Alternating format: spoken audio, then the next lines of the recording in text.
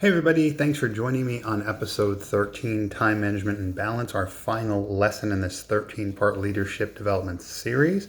Thank you again for joining me. I'm going to run through our synopsis really quick. I'm going to tell you what I'm going to be doing in this course as a brief overview. Then what I'll do is I'll get into the detail. I'll give you some exercises for your notebook and we'll go from there. So first, we're going to read you the description of time management and balance from an energetic leadership perspective from the 7 levels of energy. We'll look at goals, strategies, and tactics. I'm going to read you some things about those so that you know how to delineate them. I'll give you an exercise at goal, strategies, and tactics so that you'll know what to do to create your goal, strategies, and tactics for what you're up to in your time management and balance. Then we're going to look at shifting time pressure. I'm going to read some more to you and give you another exercise. After that, we're going to look at something called tactical time, how you can be tactical with your time so that you can create all the time you need throughout the day to get everything done that you need to do. And I'm going to give you a diagram to draw. It's just a simple clock face and how you spend your time. So like the tactics of how you spend your time. We're going to do a self-assessment. We're going to look at a time management toolkit. Then we're going to look at balance at the very end. We'll have a brief section about working with me. And then we're going to wrap up with our summary, which will be, I'm going to tell you what I told you. So let's get right to it. So we're all created equal in that we all have 24 hours in our day. So where we differ is how we view that and use that time. So something you just try, is it something you try to manage and push through? Is it something you feel like you need to master or control? Or is time, or the passing of time, simply a natural phenomenon and process of life? A process that we feel we have full control over. So your perspective and empowered ability to choose how you see time and how you invest in time directly impacts the success you'll have in all aspects of your life. So here are the 7 energetic viewpoints or perspectives on time. Level 1, time is continually working against me. I'm at the mercy of time. Level 2, time is something I continually fight against, not only to get all I have to do done, but also to avoid the inevitability of death as long as possible. Level 3, time is a natural part of life, and although it's limited, I can and will develop effective strategies to manage it. Level 4, there are so many ways I can contribute, and I want to use my time to make sure I make the greatest contribution in the time I have. Level 5, the way I use my time is totally up to me. I can relax and do nothing, or I can create or do something exciting. It's completely my choice. Time is a gift. Level 6, time stands still for me whenever I'm completely focused in the experience of life. There's an eternity of time. At this moment, time is endless. In level 7, time is a linear illusion created in the human experience to measure what appears to be a limited life. So of the above, which level or perspective of what I just mentioned, meaning the above, which perspective of time most closely resonates with how you feel the most about time? Ask yourself this: how does that perspective affect your leadership ability, including your ability to do all you want to accomplish? And then ask yourself, and this is exercising for your notebook, work with your coach or on your own and change your perspective of time to one that will work for you. Write your desired perspective below, as well as your plan to live that perspective as truth. So if you say, hey, I don't have enough time, yada, yada, yada, or I'm a victim of time, what do you want it to be? Like, I have all the time in the world, or time is at my beck and call, I can do everything I need to do. So is time limited or isn't it? Perhaps we can't change the number of hours we have each day, but maybe we can create time. By utilizing time the way we choose, it can actually appear that we're shifting it to work for instead of against us, thereby creating enough time to do all we choose in life. Leaders know how to make empowering choices about how to use time and its ingredients for success. Energetically, since time is such an important focus for us all, using our time the way you choose and being clear about it will help you get your energy higher. Little awareness of it leads to a sense of internal loss of control, which creates catabolic energy and stress. Also know that awareness of time means time for all aspects of your life, not just any one aspect. So in a previous lesson, we did something called the Wheel of Life. So I'm going to show you a Wheel of Life again. It's basically a circle with 8 pie segments, and I'll tell you what to put in that circle. So there's a circle, and there's 8 pie segments. One of these segments has 2 parts. So that segment with 2 parts, I'll read to you really quickly. That one is intimate relationships versus social relationships. So that goes in that one pie piece.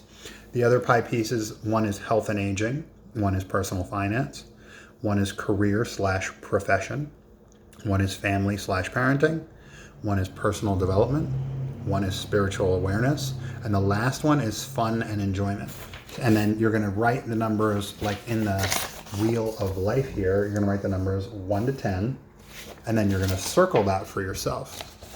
And so in this wheel of life, specify how you would rate your level of satisfaction with how you spend your time in each area of the wheel of life. So if it's family and parenting and that's all you do is spend your time with family and parenting, you might put that as a 10 and be like, I spend all my time there. And basically, look at it as how satisfied you are in that area as well. So on a scale of 1 to 10, how much time do you spend there? And then make another circle. And on a scale of 1 to 10, how satisfied are you with how much time you spend there? So you can get a graphical picture in those categories of how much time you spend there. Now, if I did not say category that you spend your time in, you can draw a blank. So it's all blank around here. You can draw a blank wheel of life, and you can rate yourself on a scale of 1 to 10 so that you have that information for yourself about how satisfied you are in the areas I didn't mention that you came up with. So now you can either, again, work with me, or you can do this on your own to bridge the gaps in the areas above where you are not satisfied with where you're spending your time in those areas and where you want to. And you're going to write the plan for how you're going to bridge those gaps. Now we're moving on to the next section called goals, strategies, and tactics. So I'm going to read you something, and then we're going to do an exercise with a 3-column table and get right to it. Successful leaders understand the value and link between goals, strategies, and tactics. Knowing where you're going, what you want to accomplish, and the broad strokes it will take to get there are important ingredients for a focused, effective, and successful operation, whether it's in life, personally, or professionally. Goals are the desired end result. So that's number 1. So your goal is where you want to go. Oh, I want to make $1 million.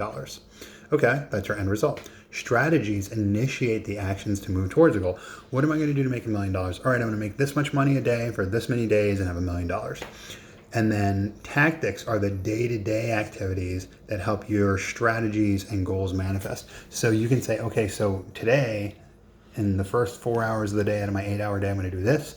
And then in the next 4 hours, each hour, I'm going to do these things. And those are your tactics. So you're basically taking your goal, that's your big project, you're breaking it into strategies and to manage your goal. And then you're breaking that into tactics to manage your strategies. If you have any questions, let me know in the DMs, comments, or get on a call with me and we'll get that going. I did change my bio just so that you know, and it's an opt-in for a landing page for me, but it's also going to give you the opportunity to get in touch with me, DM me for my contact information, and I'll shoot that over to you as well. Knowing your goals and having reasonable strategies and tasks helps you focus all your energy where it needs to be. So by reasonable, I mean, if you think you're going to make $1 million tomorrow, you might be $999,000 and you just need to make one more dollar. And if you think you're going to make it in the next 5 minutes, you might. Then again, you might say, I have a dime to my name and I don't know how I'm going to make $1 million, but I'm going to do that by tomorrow. Again, you still might. Is that manageable for you? Make sure it's something that you feel like you can take small steps with so that you can make that progress. Any weak link in the process, including not managing your time properly to do what you agree to do, is catabolic. So if you say, oh, I want to make $1 million by tomorrow, and you know, or you think you know that there's no way to do that, then you're being catabolic with yourself, and you're creating dis-ease in the entire chain of events. And notice how I didn't say disease, I said dis-ease, because you're making yourself uncomfortable, which is what dis-ease is. So now we're going to do a chart. So before I said the 3-column chart, so this is where we're going to have goals, strategies, and tactics. And so you're going to put that in your notebook, and I'll give you an example. That's what you see the writing is in here. So a goal could be being true to yourself. The strategy for being true to yourself could be bringing more of your personality into sales. And then your tactic could be calling 3 prospects today and sharing a personal story with them. Another example, a goal could be living according to your values. The strategy could be speaking the truth to direct reports of people at work. And then your tactic could be having a heart-to-heart on Tuesday with a direct report who's often late for work. Notice how the tactics, the ones at the very end, are all time-oriented. By By tying in each tactic to your ultimate life goal, you'll be aligning who you are with what you do, and thus you'll be more energetically engaged. Whether it's your work or your home life, it is important to be clear on goals, strategies, and tactics. The big picture answers how you're going to use your time and have the time that you have, and tactically decide how to organize yourself over the next course of days, hours, and even minutes to reach the big picture. You may have heard the phrase that we're human beings, not human doings. As human beings, we ought to focus more on being who we are and expressing those gifts and talents. Many of us have lost our focus on this aspect of our lives. Many people primarily focus on getting things done, accomplishing the next goal, and tackling the next assignment. There may be nothing wrong with doing this, but true success usually comes from balancing and moving between the big picture and of being and the tactical aspect of doing. So what are your top 10 big picture goals for your life? And then identify when you're going to have those goals done. So write your top 10 goals, write the strategies to achieve those top 10 goals, and write the tactics to break down those strategies into manageable bite-sized chunks. Always keep in mind the R, meaning realistic, in the SMART model that we went over in episode 10. And then you can, again, work with me on strategies and tactics, or you can do this on your own. Some of you might be type A, you'll be like, oh, I'll breeze through this as a cinch. So go ahead and fill that out in your table for your notebook, and we'll move right on. So now we're going to look at something called shifting the pressure of time. So we're going to do something called the living in the moment exercise. So write a personal goal in your notebook, and then write what you're feeling you'll gain from attaining that goal. So try to pick one single word. So personal goal, I'm going to buy a new house. Write the feeling around that. Exhilarated, all right? Now write when you will achieve your goal. I'm going to achieve that goal next week. I'm going to, I already have the house. I already have the down payment. I'm going to close next week. I'll feel exhilarated. So you may find that it's the feeling you're after, and the goal is actually only the strategy to get to the feeling. So you might just want to feel exhilarated by your goal. You might not necessarily say, oh, I have a house. It's so great to have a house. Sometimes having a house can be a pain in the ass. Most of the time, it can be exhilarating. So are you really after the feeling of having the goal, or are you really after just having the goal, or both? And there's no right or wrong answer. It's all good in there. So, make sure you're being anabolic and raising your energy. So think about a time you're working hard on a goal and you achieved it. How much credit did you give yourself when you completed the goal? How much joy did you experience at the time?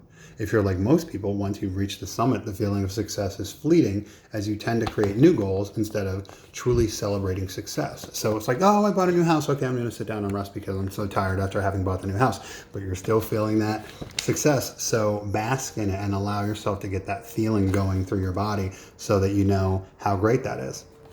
Ironically, because you're embodying high levels of anabolic energy in the moment, time slows down.